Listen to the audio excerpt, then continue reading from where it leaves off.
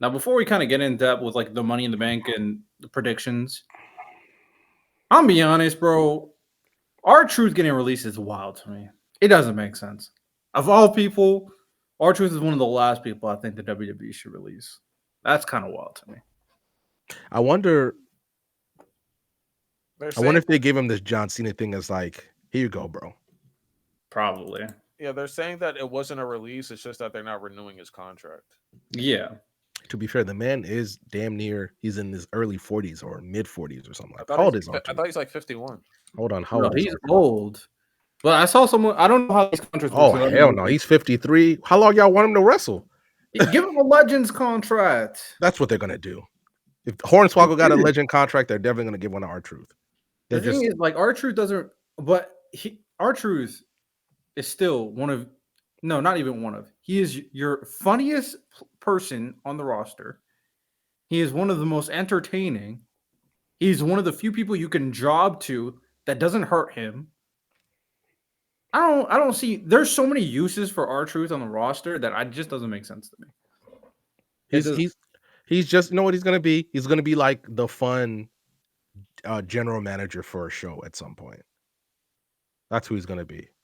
Like, I think it just makes sense after his whatever's done, his contract's done. They just gonna, hey, all right, bro, your contract's done. Here's a Legends contract, bro, and that's it. I don't know, because I don't know if did you see R-Truth's tweet? He tweeted about it. He made it seem like the WWE is letting him go. So then okay, they go to AEW and try to prove motherfuckers wrong. Then I guess apparently a lot of people didn't see. Apparently, one of like the creative writers, like they set out like a tweet, and then it got deleted. They deleted it like an hour later, but it was also like they were like really sad that seeing him go, and they were apologetic and stuff. It sounded very apologetic, and then next thing you know, it's just deleted.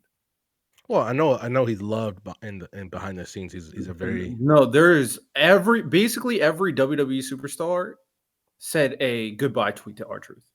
Legit every single one. Everybody's saying a goodbye post. So this is what R-Truth said. This is why the situation is so weird. It's not oh yeah, his contract is up and oh yeah, sure. It seems like no, they're just like letting him go. It's like they're firing him or something like this. R-Truth said, I'm sorry to inform you all, I just got released from the WWE. I want to thank WWE for the ride, but mostly I want to thank each and every one of you who was along for the ride. Thank you all for the love, support, and appreciation you have given me over the years. Thank you. That doesn't seem like a tweet where it's like, oh yeah, down the line he's going to be done. No, it seems like he's done now that they got rid of him. I think, okay, Jesus Christ, by the way, my mom just said me the same about what's happening, but that's him. I think they're going to give him a Legends contract. If Hornswoggle got a Legends contract, R-Truth is definitely getting one. Hopefully they do, but this seems like it's coming out of nowhere, like it's not expected, and like I said, a lot of people apparently are blindsided by this. Yeah, a lot. I'm not exaggerating when I said basically every WWE superstar has tweeted about R-Truth going. Like Miz has done it, Roxanne Perez has done it, Rhea Ripley has done it, Chelsea Green just tweeted about him. Like every single one. His tweet has like 200,000 freaking views. Oh, did I tell you guys R-Truth followed me? Oh yeah. Yeah, big follow, man. Don't know why he did, but I'll take it. Big follow, R-Truth. Yeah. Follow. I think it's because John Cena also followed me, but John Cena follows everybody. So that must I just on his main Instagram on Twitter. He follows you on Twitter. Yeah. Okay, so his Instagram. He doesn't follow anybody on Twitter on Instagram. Sorry, bro. Just be chilling, posting some of the weirdest stuff. He'd be posting some of the weirdest stuff because he follows 1 million people on Twitter. Follows 1 million people for no reason. And then he decides to follow me for no reason either. But I'll take it. I'll take that WWE clout. But yeah, it's just weird. I don't understand why R-Truth is getting let go. I think he's just one of the perfect like vets to have. That's just me. He's such a big locker room guy, apparently. Like he's like the big locker room guy. Like everyone just loves him. He just corrals everybody and gives everyone like good morale. Like, yeah, it's just so weird. Yeah, it's just one of those WWE. Usually, I defend WWE because sometimes AEW gets cringe and sometimes people just be hating. But with that happening and the recent stuff they've been doing against AEW, I don't know if you guys have been keeping up, where they're like booking PLEs to just overthrow AEW on purpose. I get healthy competition, but this is like toxic competition. It's kind of getting kind of cringe. I'm gonna be honest. Hey, it's cutthroat business, man. It is, but they're not even like trying to do anything good. They're just throwing a bunch of PLEs and Saturday Night Main Event. Fuck them over. Like, okay, all right, this is petty. Making too much noise. You know, I tell Will Ospreay to shut up for sure. You be talking too much. I'm like, bro. Kenny Omega was saying shit too. It's just like fair. Is it unfortunate? Yes, but like I don't blame them for it either. It's just, I just think it's petty. But I also agree. I don't blame them, but I like healthy competition. I'm all for the core of what capitalism is, which is healthy competition to make everybody else better. Like I'm full game for that. But then when it's you just trying to ruin other companies and being like it's not even healthy at that point, you're just throwing things because it's not making the WWE product better. Like throwing all these PLEs together that's so close together is not making the WWE product better. They're just trying to take away numbers from AEW. So now the only people getting screwed over is like the fans of wrestling. So yeah, it's just kind of cringe to me as of right now with what they're doing. But all right, to kind of get into the stuff, Money in the Bank. We have 2 more qualifiers. We got CM Punk versus AJ Styles versus El Grande Americano. And we got Stephanie Vauquer versus Ivy Nile versus Liv Morgan. Stephanie shouldn't win that match. I'm just saying that, like, as somebody on it, but as a man, and next Saturday I will be in Money in the Bank. I'm taking my girl with me. We're gonna. If Stephanie Valkyrie, it's about to be great. I get to see John Cena, Jey Uso, Cody Rhodes, Rhea Ripley, possibly. But there's a lot going on. I don't think she should win. I think the fact that she's just on Raw, I think the fact that took away the draft is really I don't like that. But if I don't know. It's crazy part is about that match is it's only Stephanie or Liv who I see winning. Oh, don't doubt Ivy Nile. Do not be surprised if Ivy Nile won. Yeah, but like, okay, am I supposed to? Okay, let's say she wins. Am I supposed to realistically believe that she's going to win the briefcase? Well, no. But also, like, hold on, let me look up who's in the Money in the Bank matches again. It's Roxanne Perez, Rhea Ripley. Oh, and I get to see Roxanne. Lonnie, I'm winning, bro. Roxanne Perez, Rhea Ripley, Julia, Alexa Bliss. Yeah, I'm winning. And who's the last one? Who am I missing? Isn't this the last match? Isn't that going to be the last one? There's 6. Who's the last one? Who am I missing? Rhea Ripley, Roxanne Perez, Julia, Alexa Bliss. Am I missing someone? Am I tripping? You're saying Naomi? Naomi, there we go. I'm living. This is gonna be a bit. The only way that Stephanie or Liv don't win is if like it's to give them like a feud or some shit like that. To like give like Stephanie like her first feud on Raw. Well, I don't think see like Stephanie not winning. I don't think Liv's gonna win. They've never done. I understand that they're only back-to-back Money in the Bank person that's won it multiple times is CM Punk, and I don't think they're gonna. They've never had one on the women's side. I don't see why. If Liv wins the belt, The Miz won it twice, and Edge won it twice as well. Okay. So you have all those, and those are at least 10 years ago, and no woman's ever done it. And if Liv wins the briefcase, does that? I'm not saying I wouldn't be mad if she won, but I think you could do that with other people. You could give it to somebody, give it to Alexa Bliss, give it to Naomi the way she's cooking right now. I think Naomi should win. Naomi should win the match. Oh yeah, my pick is Naomi winning for sure. I think Stephanie. So the reason why Stephanie is not going to win, right, is because I forgot, and someone reminded me in one of my comment section. She's in Worlds Collide. So she's in the PLE in the morning. So there's a PLE right before Money in the Bank on Saturday. Mm-hmm. So she's already booked for that match. So I think she won't be. Now there's a possibility she does Worlds Collide and then she also does Money in the Bank. That is a possibility because there's a rumor, that Chad Gable and El Grande Americano is the same person. So Chad Gable's already in Worlds Collide. And if he qualifies for this, he could be a Money in the Bank if they're the same person, obviously. So I think Ivy Nile has a strong chance to win this. I think Stephanie is the favorite, but I also think Liv could win this as well. I'm gonna go to Ivy Nile. I'm gonna throw the swinger. I'm gonna throw a bomb. I think Ivy Nile qualifies. Yeah, so there's actually 2 more spots left. So I wonder who's gonna be on the last SmackDown one. There's only one spot left. One more women's spot, one more men's Naomi. spot. Okay. Yep. I think Ivy Nile wins. And then for the men, They're only gonna have 4 matches for the PLE. that's what they usually do. Yeah, they could throw one more in there. I wonder if they do like dark matches. I don't know. Maybe I wouldn't know. If they were going to throw in another Money in the Bank match, it probably would have to be. It might be a tag title match or something like that, potentially. Because the tag titles for SmackDown deserve to be on a PLE for sure. They've been cooking. By the way, they took that title off Alberto El Patron real quick. Yeah, because that dude's a scumbag. Oh, they gotta pay him. So I wonder what they're gonna do with him. Nothing. You can go stay at home, sit in the bleachers.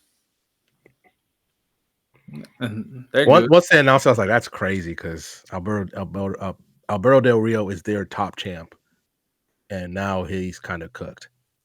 As he should, but I'm just like, what's he gonna do now? Go home. Or what are they gonna do with him now? Because I think they're gonna make him work. I don't.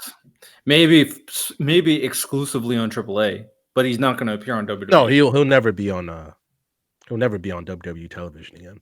But yeah. All right. So let's do Money in the Bank predictions. So who do we think is going to win the last match? Well, actually, since we already kind of think Naomi is going to win for the women's, I think we're all on the same page for Naomi. It just makes the most sense. And then if Naomi cashes in on Tiffany Stratton, the obvious money feud right after that is Bianca Belair and Naomi. That will be the best feud in the women's division. For sure. Let her cook with that though for a while. With Naomi with the belt. Because I think I can't remember which video I watched where I saw this. All the women's Money in the Bank holders besides Tiffany, they all cash in like really quickly after they win the belt. Tiffany, after they win the briefcase. Carmella and Io Sky the only ones. Yeah. So I'm just like, I'm not mad. Don't get me wrong. You cashing in at your earliest opportunity, but at the same time, like Naomi with the briefcase and the fact that she's just kind of stalking people would be so fucking fire. Just let her cook, man. Let her cook with it. She's gonna be so crazy. You could definitely hold on to it, especially considering Tiffany Stratton or Bianca Belair will be sidelined for a while. I personally want Naomi to cash in quicker. Nothing against Tiffany Stratton, but I do think it immediately starts setting up the feud between Naomi and Bianca right off rip. And it gives Naomi a little bit of a meaty title reign because I do think if Bianca and Naomi go in a match, Bianca's winning. The EST is winning. Unless some crazy stuff happens. I think Naomi wins the first match. Maybe she sneaks it or something. Because if you just have her lose the first time she fights Bianca, she just loses outright. I don't think that's good for the feud or whatever. Unless they're swapping the title around. Could be. Kind of best of three like Drew McIntyre and CM Punk. Definitely could be. Honestly, because the thing is, what is the match going to be at SummerSlam? I think it's going to be Tiffany and Bianca. And then Naomi cashes in. That would be the perfect time for a cash in. Naomi cashes in and pins Bianca. That'll be a perfect opportunity to do that. I like the vision. Need Bianca to win. I'm sorry, sorry, Tiffy time, but the EST's back. I think I said it last week. I think Bianca wins, and then you just have Naomi stalk Bianca for like a little bit, and then whenever you're ready, have Naomi cash in on Bianca. Or she can even do it at SummerSlam. Imagine that, like Bianca beats Tiffany Stratton, and then in comes Naomi. Say like, oh, first she tries to like maybe she even tries to like congratulate her or some shit like that, and then Bianca's like, get away from me, and then she's like, fuck you, cash in. No, I'm Well, with you. That's definitely something that they can do for sure, and I'll be very much interested in that. They could really cook up a good feud between Bianca, and then if you could throw in Jade at any point because Jade and Naomi still got unfinished business, and they're not done with what they got going on. So Naomi winning Money in the Bank, I feel like that is consensus right now. I think that's what everybody wants. Then you got Lyra versus Becky Lynch. for the Intercontinental Championship, if Lyra wins, Becky can never challenge for the title as long as Lyra is champion. And if Becky wins, Lyra has to raise Becky's hand and say that she's better. I'm like, Becky, you could have got something. You could have got something better than this. She raises your fucking hand. That's dumb, but whatever. I kind of get it. I do think it could have been better, but this is the visual, right? Becky beats Lyra, and even to make it even worse, even like an evil way, maybe Lyra is forced to start bringing her hand up, regardless of what her morals are saying. And the moment she's about to bring it fully up, you hear Bailey's music. Bailey shows up. And then we start the Bailey versus Becky Lynch feud, which I'm all here for because I like Bailey, I like Becky, I like Lyra. So I think Becky Lynch is winning, and I do think Bailey's showing up. That's kind of where I'm at. And then we got the men's Money in the Bank. Who's qualifying between CM Punk, El Grande, and AJ Styles? El Grande is going to do it, I think. AJ's ramping down, right? And I think he's been in a Money in the Bank match previously, right? And CM Punk, like, I don't remember. I mean, CM Punk, that's fine. He doesn't need, for what he's trying to do, he doesn't need to win the briefcase again. Well, the vision for CM Punk winning is that he's going to stop Seth from winning. That's the kind of thing you got to think about. Mm-hmm. Because CM Punk qualifies, he's definitely not winning because I don't think he's going to be a 3-time Money in the Bank winner. But he wants to ensure that Seth Rollins doesn't win. So I can see CM Punk making it for that. I personally would rather have El Grande win it. But the fact that his supposed counterpart, Chad Gable, is in the main event of Worlds Collide against Vikingo, is he going to do double duty? That'd be kind of insane. I'm not going to lie if he does. I'm going to say CM Punk wins. CM Punk wins. And that way we have a Money in the Bank for the men's would be CM Punk versus Seth Rollins versus Solo Sikoa versus Andrade versus LA Knight, and who's the last one? Who's the last name? LA Knight, Andrade, Seth Rollins, CM Punk, Solo Sikoa, Penta. and Penta. And honestly, if CM Punk makes it, Seth Rollins is not winning it. If CM Punk doesn't make it, Seth Rollins might win it. This is LA Knight's briefcase to win, for sure. And it's in California, too? Yeah. LA Knight's winning the Money in the Bank this year. Really? Okay. He's the favorite to win. This is his third year in a row for being in Money in the Bank. Okay. I mean, I think he's the favorite. Do I want him to win? No. I'd probably rather Seth Rollins or CM Punk win. But I think he's the favorite. Go full meme. Just have him, El Grande Americano hold that briefcase. I think it'd be hilarious. It would, but it's not going to happen. It's going to be LA Knight. It just is. And I'm not mad at it. I don't dislike LA Knight. I think LA Knight's cool. He's but third year in a row, it's in LA. Someone's gonna screw over Seth Rollins. It'd be kind of crazy if LA Knight wins and then cashes in on Jey Uso the next day or the next 2 days. Because Jey Uso and Gunther are having a match on Monday Night Raw next week, the week after this upcoming week. I am a little sad that ironic. I get to see both top champs, but their belts aren't being defended. Yeah, it's kind of weird. Do we know what the main event is? The main event the tag match? Yeah. Could we see LA Knight cash in on Jey Uso the same night? I don't see it because they announced Jey Uso versus Gunther. Because they already did that, it doesn't make sense to have Jey Uso lose the title if you already announced that match. So, but I can see the idea of LA Knight cashing in on Jey Uso on Monday Night Raw. That'd be kind of crazy, I'm be honest. But it would be interesting. It would be funny seeing him trying to cash in on John Cena and fail, though. That would be hilarious. No, we don't. That would tell me how they actually feel about him. Yeah, that'd be embarrassing. Like he tries to cash in that night. Yeah, that would be embarrassing. Hopefully, LA Knight doesn't do a bunch of failed cash-ins because that's not it.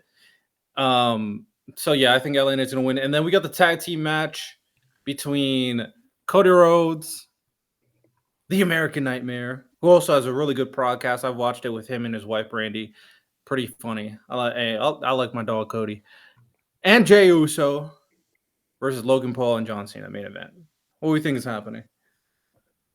Ironically, I think Cody and Jey are going to win that match. It's one of the few ways you can have Cena lose and have him not lose a title. I agree. Like John Cena hasn't lost since he's came back.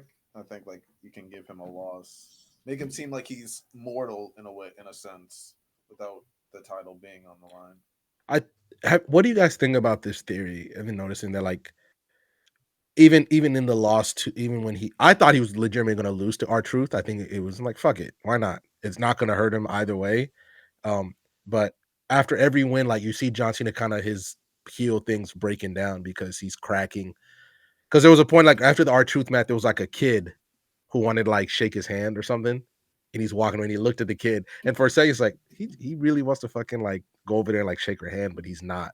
So this heel thing, like it's actually taking a toll on him. As obviously this could be just really like a fan fiction basically, but this could just be like my thing. But him being a heel, it's actually like killing him in the end, storyline wise, and that's eventually why he's going to turn back. Do you think that Travis Scott and The Rock hurt this heel? Because like I feel like if they weren't involved in the beginning of this heel story, it would be a lot more. Travis Scott's a victim. The Rock is the biggest. Even if let's go with what they said, where John Cena was the one that convinced them that he wanted to turn at Elimination Chamber instead of what they actually wanted to do was have him turn to win the belt at WrestleMania, which would have been crazy as fuck. The fact that The Rock could come in at any time and help this. He just the minute he inserted himself in that bullshit excuse that he said, oh, they had it, blah, blah, blah. No, bro, you're the final boss. You're literally and metaphorically one of the bosses. You should have been there at some point to make this work. The fact that you disappeared for a while, I get that you're shooting your movie. Let's not pretend like you can't just pull up for a little bit and cut a couple promos. They're going to pay you for it anyway. Travis Scott's a victim because people only really don't like, obviously besides the fact of what he did at Limit by breaking Cody's orbital bone or whatever he did, but the fact that he walked out that he walked out by himself, this wouldn't be a problem if The Rock was always out with him. Nah, fuck Travis Scott. I don't know. I'm not with that victim shit. I'm not gonna lie. If you want to be a part of the WWE, one, you can't fuck up one of the wrestlers' eyes for that stupid ass slap, and then two, if you're gonna come down to the ring, you can't be walking slow as fuck and taking up all the time and ruining the momentum of everything. Travis Scott should not have been in this situation. He wanted to be. He shouldn't have been. and he was not a wrestler. He's not important enough. If you want to put blame on The Rock, which I do, then for sure. But Travis Scott gets blamed too. They both are. They both have been fucking up this heel run. So that's where I'm at. John Cena. As for him becoming more and more back into his old ways, it's really hard to say. We did have a very interesting moment between Logan and John Cena where they actually had a little tension. So there could be something there. But John Cena is also the same person who kicked R-Truth in the nuts and then hit him with the title after the match is over. So it's really hard to say what we're doing here.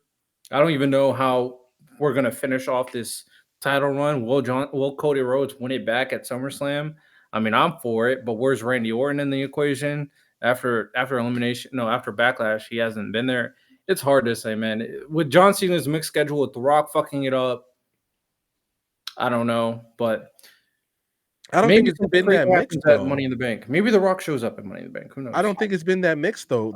I understand he's not there every, but John Cena's been there a lot. I thought he said that he doesn't plan on showing up for like at least the next year or so because of his movie schedule. Like he's filming a lot of movies this year, apparently. They're all going to be bad. Like he might not even show up till like 2027, apparently. Then if that was true, then he never should have shown up in the first place. Facts, I agree. And that's where I have the biggest. Don't get me, like, we all know this.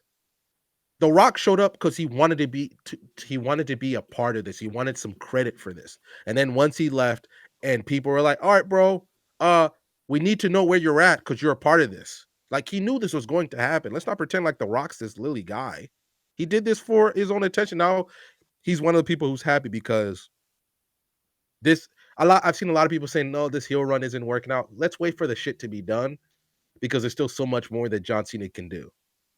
Also, I don't know if this is a hot take or not. I thought the Randy fight should have been later on, or at least a better build-up. It was way too quick. It was like they really like got it at each other for like a week or two, and then that was it. This was like Randy and John Cena. Like in terms of the people that the WWE still have, because they don't have Edge anymore, they don't have Batista. Like in terms of like who's left on their roster that have like a great or at least long feud with John Cena, it was Randy Orton. And it was just, I don't know, it felt kind of like rushed and lackluster that was their final match. The match was great in my opinion, but the thing is, the match was great. I'm talking about the build-up. No, yeah, it was too quick. It was only a few weeks, and then they had their stuff with Backlash.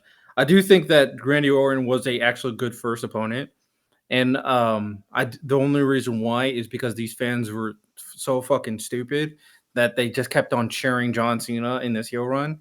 And then the only way we kind of broke from that was when Randy Orton entered the fold, especially since he was in Missouri, where all the fans were finally booing John Cena like they should have been. So I think Randy Orton being the first one is fine, but I do think it should have been a continuation at the very least. Yeah, but they could have made it more than one match, or they could have like at least they didn't have to do it at this like at what was it, Backlash? They didn't have to do it at Backlash. They could have waited. I'm fine with it being at Backlash, but I do think Randy needs to come back. And Carlito's cooked. He's also getting the same treatment as R-Truth. Yeah, I'm fine with that. Carlito hasn't been doing anything. Like he's comedy. That's what he is. Here and there. Like I haven't seen. When's the last time Carlito was in a match? He doesn't. He's not a wrestler anymore. He's basically a manager. He literally can't do it anymore. His body, he just can't do it. But he's just a comedy thing. And now people are like, "What's going on here?" Because we could be at a precipice. Because obviously, Naomi wants to go. What's going on? Roman only has a couple years left. Like, what's going on? So, random to your point earlier, this is weird because like they're cutting a lot. Like they cut a few people, and apparently they plan on bringing a lot of people up from NXT. So why not just have the draft? It's not needed. The draft sucked last year. It was a lot of people we already knew was on the roster. Unless they make it better, then we don't really need it. We're talking about like maybe like 4 to 6 people getting called up. That's a lot. Yeah, and then last year when they did the draft, a lot of the people that they announced on their brand was already on the brand, so it's just a waste of time. And then some of the people they called up didn't get used. Dijak, Kiana James, for example. So I don't care about the draft. I think Kiana James, like, she tore her ACL. She wasn't really being used before she got injured. Well, she had a match, and then like a few weeks later, she tore her ACL. Yeah, when she wasn't being used, really. I just when it comes down to Kiana, she just wasn't being used. She wasn't being featured. And I didn't even know about the injury, but even regardless of the injury, she wasn't going to be used more regardless. So Well, people liked, like, because I remember like her first match, like people liked the match, and then she got hurt like right after. did they? I know a lot of people kind of saying it was kind of meh. Like right after they gave her a match, she got hurt. I don't. I feel like I don't know if it was a right after thing. Regardless, though, she wasn't being used a lot. She was doing like tiny mini segments that was not working. I think you're giving her a little too much grace in terms of how she was being used. Wait, which one are you talking about? You're talking about Kiana James, the girl that had like that looked like a secretary. yeah, she's the one that tore like her ACL. Yeah, and she was also like the one that's not being used. That's what I was referring to. But ultimately, I don't know. They probably will do a draft, but hopefully they kind of make it a little bit more dynamic, do a little bit more movements, or just don't waste our time by telling people who are already on the roster that they're still on the roster. That's my thing. If you obviously the minute Roxanne, I'm like, why is she just showing up on Raw all the time now? Like, does this mean that she's up and then all of a sudden, then you go back to you watch NXT and so she's just doing double duty right now? No, she's officially on No. When Roxanne first got up, now it's obvious, right? But she's doing double duty, which means now she's getting double TV time, right? She's getting double TV time, and on the other one, she's just jobbing out on NXT at this point. So it's all NXT people are seeing, watching Roxanne just lose to different people now. So look, I've always been like, the draft is important if you do it right, and they know how to do it right. It's just that we all you can tell by how NXT goes every year who's getting called up, you know, and just do it the same way where they fight for draft picks. You can even use this as a way, maybe bring it later to have it so make Survivor Series mean something by having brand, like, you know how when the brands used to fight each other for stuff, like start adding that with that so brands fight. Or maybe have them in a way that brands could be like, oh my God, SmackDown really wants Stephanie, and Raw's doing everything they can to fight SmackDown on that. Like, you know what I mean, Lonnie? Like, make it worth something. Don't just call them up when you could use it to obviously give them a very good startup point for them being a main roster, not just Roxanne showing up on a random day to have some kind of match. Okay, she's jumping Io Sky, but that's not that. They could have introduced them way better to the mainstream audience, because we all know the majority of people who watch Raw probably do not watch NXT like that. They've heard of the people, but they don't watch it like that. So now they're trying to be introduced to this new person, and they're introducing them in a completely horrible way. Also, shout out Javon Evans getting that call up for that match. Mm-hmm. Yeah, I'm seeing a lot of WWE people talking about Carlito now, because now people are like, I'm worried that they're gonna cut all the comedic people in the company to make it more serious, because TKO also owns the UFC, so they're trying to do a model like that, but that could be way too much inside baseball. I don't know if that's the case. They're just cutting people that not really for the NXT people, which I'm not completely mad at. But it's like, are they going to be able to utilize these guys correctly? Because Ricky Starks just got here and you're already calling him up. Yeah, he was main roster already. Yeah, he shouldn't have gone to NXT in the first place. He wanted to get used to the WWE style first, Like, which is you better use him if you're calling him up already. Yeah, I think him, Jordan Grace, go to NXT, get used to the WWE style, and then do what you got to do. And then Mariah May might go right to NXT. Going to NXT, so yeah, it makes sense.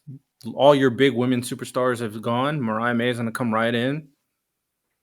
Gonna be the top girl, and then they're going to move her up. That's a good system, be honest.